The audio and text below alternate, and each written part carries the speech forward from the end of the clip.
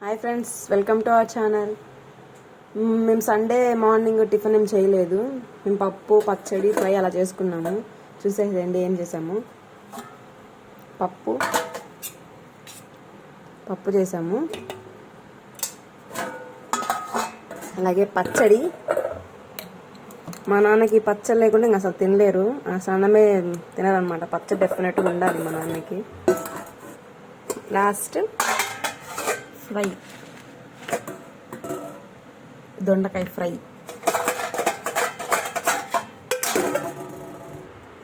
అలాగే white rice.